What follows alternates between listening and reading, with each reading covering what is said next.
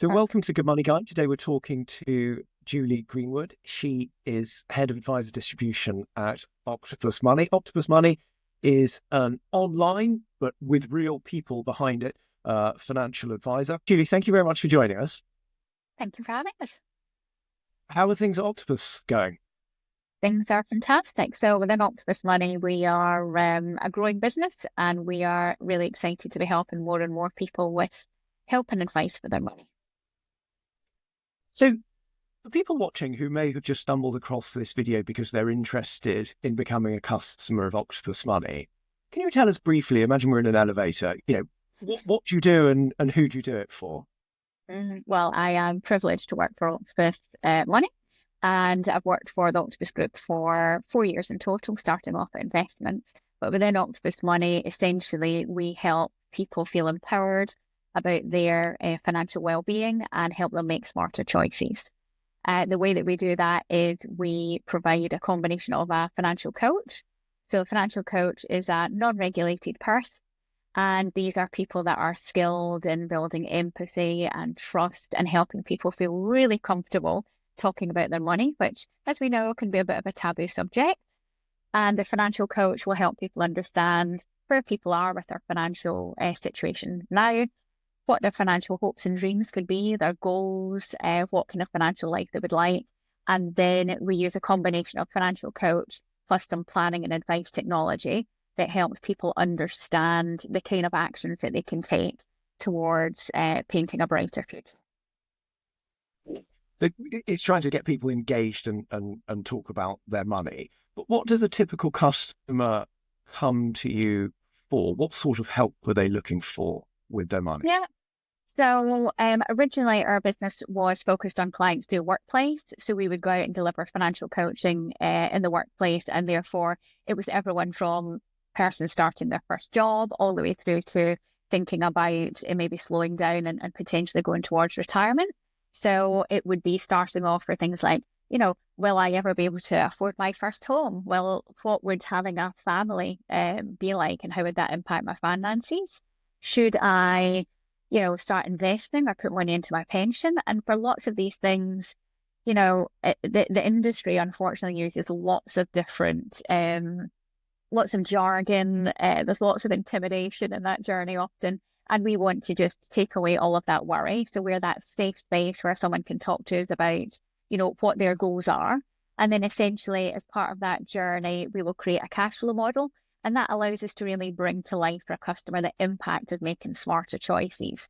So it's about bringing to life, actually, if you chose to retire early, this is what the impact would be on your annual income.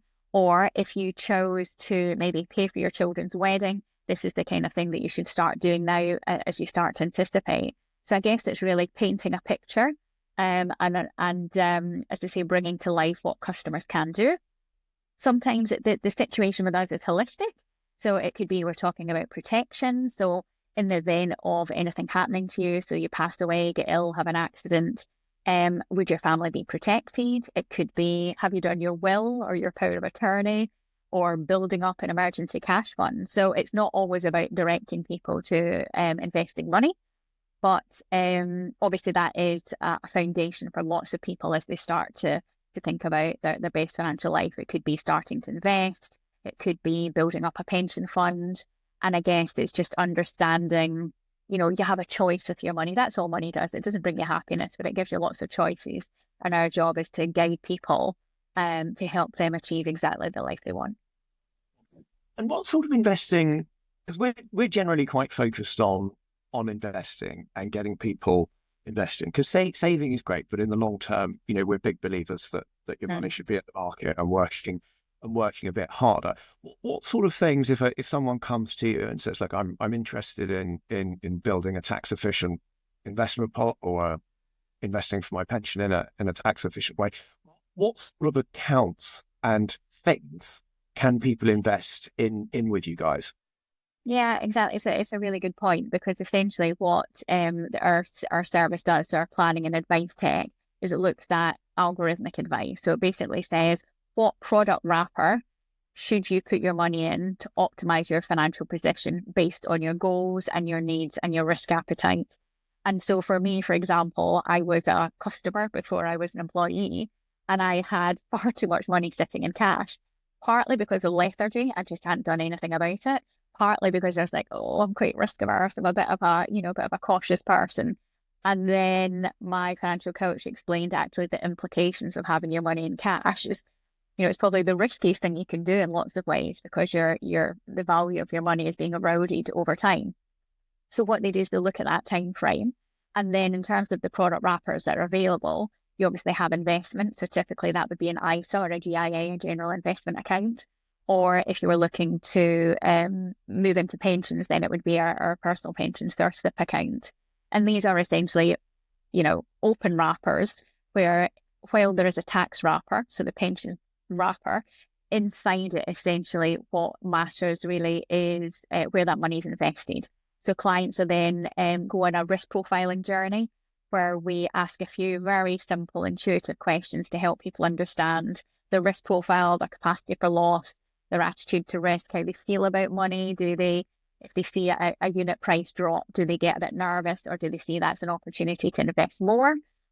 So we take the clients through a guided set of questions, and then that will come out with a risk profile, and then that will determine what the recommendation is. So it could be actually for you, based on your circumstances and what we know, you would be better actually to top up your workplace pension, or actually know you've got a requirement for liquidity at some point in the near future. You really should be not investing and sticking in cash because you've got a short-term goal, or for investing, actually, if you've got a longer-term horizon based on your risk profile, then we would guide you to a portfolio. Octopus Money, because we are obviously passionate about making sure everyone has access to help and advice with their money, what we're trying to do is to make sure that cost is really affordable and our service is accessible.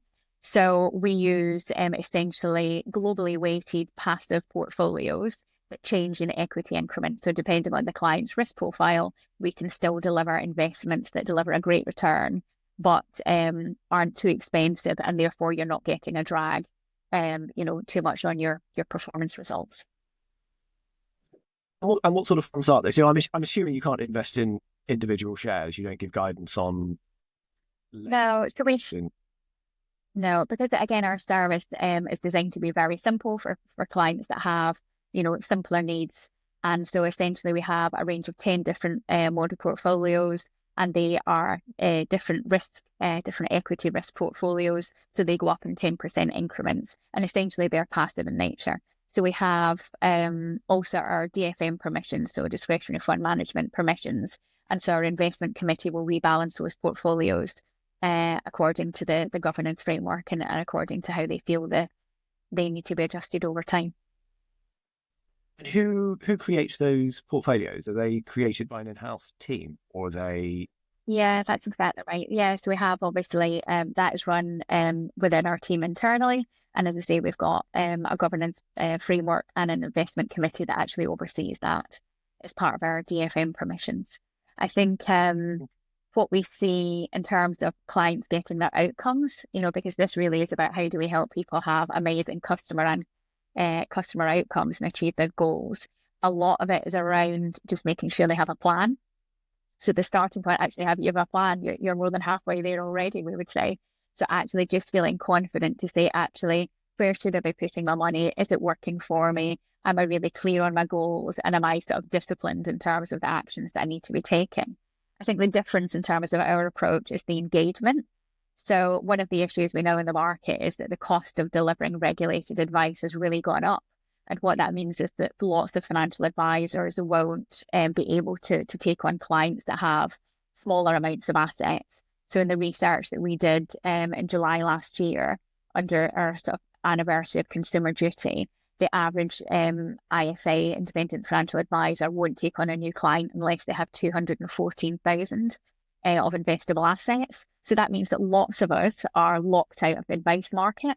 So what we're trying to do, obviously, is to make sure that we can provide that help and support to those people and make sure that they've got a cash flow model, make sure they've got a plan and understand the implications of those choices. So really what we are trying to focus on is making sure that they're getting help and advice. And as I say, obviously directed to the right investments and the right portfolios and the right tax wrappers to deliver them the best outcome. You're looking after the struggling middle, as they as they're so rudely called. So you sit somewhere in between the robo advisors, which are non-advice, even though they like to be called digital wealth managers. They're not really, because they don't really provide any advice and support. And then at the other end of the spectrum, you've got the traditional wealth managers, where it's 200 grand upwards, robo advisors £1 upwards, and you're 10,000 upwards. Is that right? Yeah, and so some people may come to us just for financial coaching. So it might be actually they've started their first job, they're wondering if they should put money into their pension, and actually they just need someone to talk to about budgeting. They need someone to talk to about good credit, bad credit. Should they take out a loan or should they not? Should they put money into an ISA, or should they, put money into a pension? So some people it's just coaching. Robo advice has had a place in the market, but the issue is it starts the journey with how much do you want to invest? And of course, most people have got no idea. So unless you know where you are now, what your goals are, and you have some form of cash flow plan, it's very hard to answer that question. And also what we find is that you need humanity. So actually, we've tried to automate part of the journey through technology, but the bit that we'll never automate out is the human. So the financial coaches, as I say, we take about between 3 and 5% of the people that apply to us to be financial coaches, but it's the ones who have just this ability to connect with people, to help them feel that it's a safe space to talk about money and to guide them towards making those actions. So robo advice has a place if you're confident you don't need advice, you know what you're doing, and you have a clear view on your risk appetite. But most of us, I feel, need someone to hold their hand and say, actually, yes, you're doing the right thing here.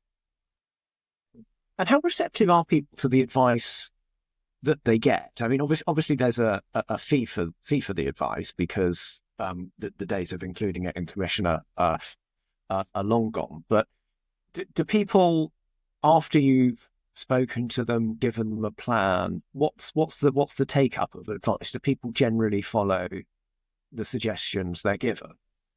Yeah, so it's a great question, because obviously we started off under financial coaching. And if anyone came to us, through the public and came for financial coaching, that would be £299. I can tell you my own experience having financial coaching was I saved many, many multiples of that by taking the actions that my coach told me to do. So from that point of view, we're definitely seeing a real value for money. When they then go on and follow our digital investment journey, the total expense, the total cost is 1.15%. And so for any of your audience that aren't familiar with advisor charging, that's a really competitive charge. And especially for clients that have lower asset levels, what we need to make sure is we're always delivering fair value. So we need to make sure that we can demonstrate the value of that. So when customers go through their cash flow planning with us, we have a mechanism where we can essentially say to customers, if you did nothing differently to what you're doing today, this is what your financial outcome would be. But if you do the things that we're telling you should do, then this is where you will end up being. So from a fair value point of view, we feel the cost is appropriate, but we can also very clearly articulate the benefit for the customer in terms of their financial goals and their financial outcome. So we don't find that actually the cost is the issue. I think it's more people just don't know where to start. So will anybody, am I the right customer for advice? What will it look like? What will it feel like? Will it be a bit intimidating? Will I be faced with a 57-year-old white man who will talk to me about Sharpe ratios, beta ratios, and I'll just be bamboozled? Or will I be able to find somebody that looks just like me, will make me feel really comfortable, will talk to me about what keeps me awake at night and my family and my loved ones, and just hold my hand through the process? So I think that's where we would see ourselves as being different. So definitely delivering amazing outcomes, both in terms of financial results, but probably more importantly, the engagement bit. So can we encourage people to do the things that we know we should do, where ultimately nobody wakens up in the morning and thinks, oh, I can't wait to start my financial planning journey. So how can we make it easy and intuitive and talk to them in a way that actually is meaningful for them? So meet the customer where they're at and really help them feel empowered. It's a really positive thing to do. And obviously getting started is the key thing to successful investing. It's, one of the oldest phrases out there: time in the market beats timing the market. But the ongoing fees are always one of the gripes that people have about wealth management. We see a lot of people come in, and the start of the journey is really, really important because that's getting you set up. But then what we tend to find is that people sort of get involved and then they leave it and they don't do anything in the years to come. Advisors take their fee on an annual basis. They manage a portfolio, which really is invested in assets that they could buy on a DIY platform. They could replicate an advisor portfolio fairly simply. So the people that sign up with you, what sort of ongoing engagement do you have with them? Do your advisors check in with them, or do you have any, interesting stats on how often your customers get in touch with your advisors for portfolio checkups and so on? Yeah, so it's a really interesting point because I think engagement is the key to that. So I guess our model is slightly different. So one, because obviously it's holistic. So we're not just talking about investing or pensions. We're talking about everyone's broader financial well-being. So as to say wills, power of attorney, anything. So the whole financial well-being aspect. But two, because it's a financial coach, it's the journey. So rather than often with an advisor, maybe a 1 or 2 step advice meeting, and then that will be it until the annual review, we actually have a starter session. So we send out an EQ, which is like an online questionnaire that really is, how do you feel about money? What are your goals? What would great look like for you? And then we start to build the cash flow model. The coach will then have keys to more information out about the customer's goals, build that financial plan. But then importantly, I guess the step that I think is really unique in this is actually the action sections where we say, actually, now let's talk about how we get started on the things that we've just said that you need to do. So what are the barriers to you doing that? When will you commit to doing that? And it really is engaging. We also have a client portal, so customers can then create different variants of their financial plan. What happens if we want to retire early or go part-time, or both of our children decide to get married in the same year? So you can create that level of engagement. We also send loads of educational content out. So maybe there's a budget, maybe something's happened and it just needs to be demystified.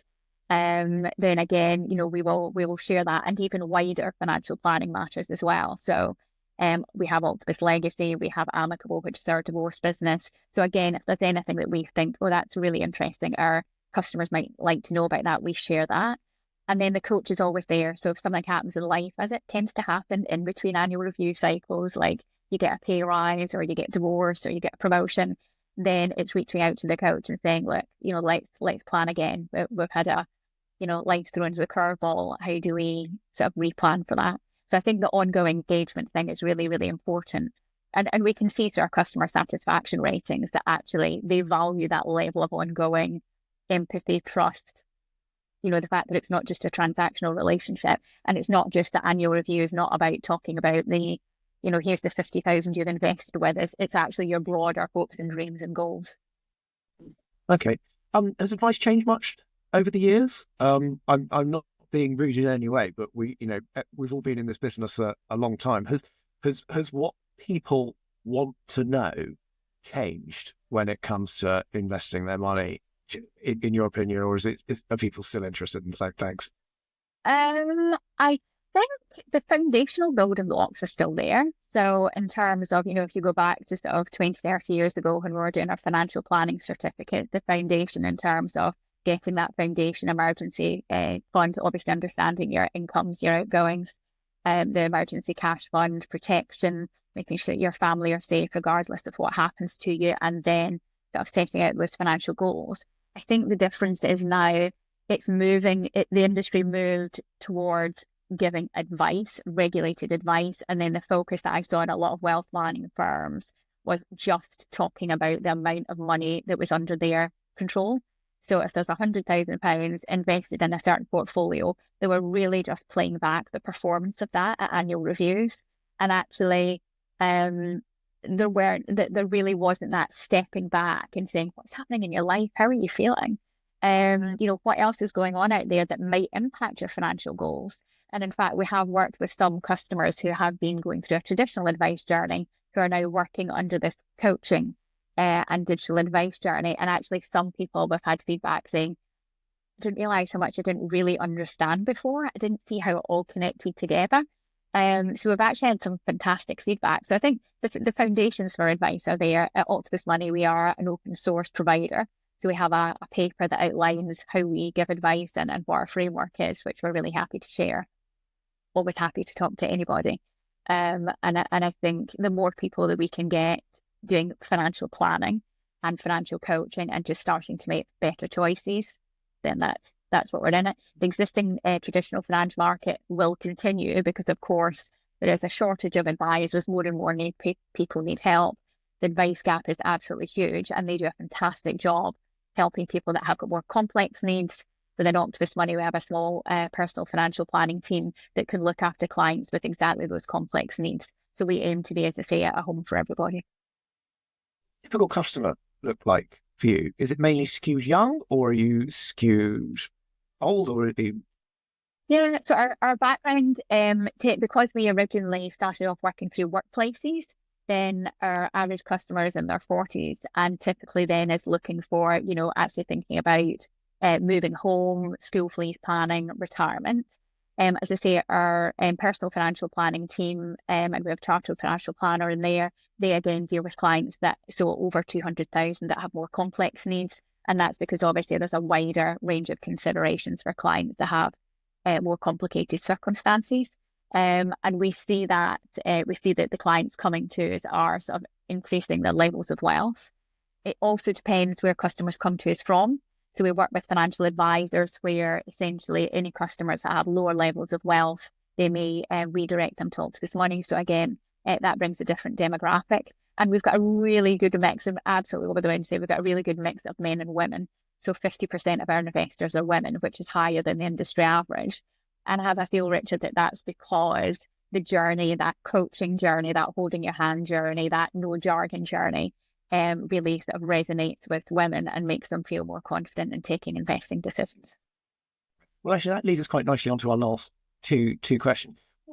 What would you say would be your top tips for people when choosing a wealth manager? So if someone is in the process of choosing either a robo-advisor, digital wealth manager, or traditional wealth manager, what would you say your top 3 tips for making sure you choose the right one?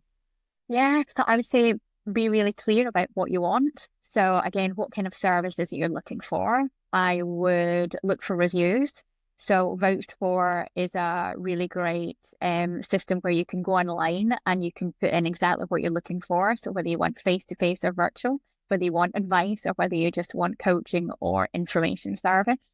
What's important to you in terms of, is it about cost or is it actually about, I just want someone to hold my hand through the process?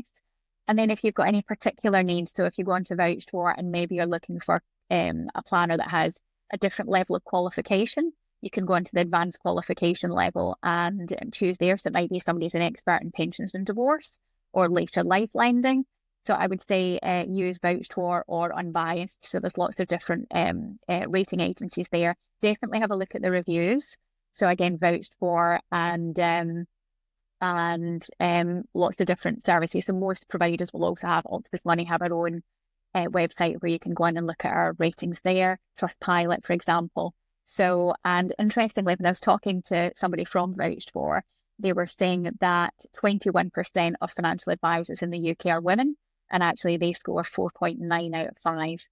So for the females out there, not every woman wants a female financial advisor, but it's definitely something to have a think about. So be clear on what you want, do your research, look at reviews, and if in any doubt, just reach out and pick up the phone. And I think you'll usually find out how they answer the phone, whether this is the firm for you. Is there a book you could recommend? We always ask for book recommendations. Do you have a favourite book about money? It's generally quite a dull topic, but there are some fascinating books out there on the subject. Is there a go-to book for you think people should read? About money. So the one book I would say that's not specific to money, but I think is just a good Bible to have in life overall is Atomic Habits. And what it does is it helps you think about how you make smarter choices. So that relates to money, but it also relates to health and relates to whether you exercise and everything else. But what it essentially does is think of your identity, so how you see yourself. So you may say, I am the person that's good with my money. So make that identity for yourself And then it talks about habit bundling. So how do you make sure actually at the end of every month, as soon as my pay hits my account, I sweep whatever's left over into my savings account, for example. So how can you make small changes? How can you make things visible? So for example, I've downloaded the Snoop app, which allows me to have all of my bank accounts, my credit card. I can add in my pensions and my investments on that. Every day I look at that and it tells me where my overall financial well-being is. It tells me how much I'm spending and how my trends are. So if I'm eating out a bit more than usual, it pops up to let me know. So I would say Atomic Habits is a great book just for making smarter choices. Excellent, excellent. I'll certainly read that. Do you have one more? On commission, by the way. I do have one more question though. Why are you saving for a donkey? I think this is the only thing people want to know. So in my footer, all of us at Octopus Money encouraged to put our financial dreams on there. And I absolutely love donkeys. And to be truthful, Richard, I probably could stretch to the donkey. The bit that I'm struggling to stretch for is the donkey sanctuary, where I buy the farm and the land and can retire and spend my life in my wellies looking after them. So I also work for a dog rescue at the weekends, and that is my ambition in life is to never turn a donkey or a dog away. Okay, excellent. Well, Julie, look, thank you very much for telling us all about Octopus Money. It was really interesting. If anybody watching has any questions, just leave them in the comments below. And if you've used them, come back to the Good Money Guide, leave a review, tell us what you think. Julie, thank you very much for chatting to us. Thanks, Richard.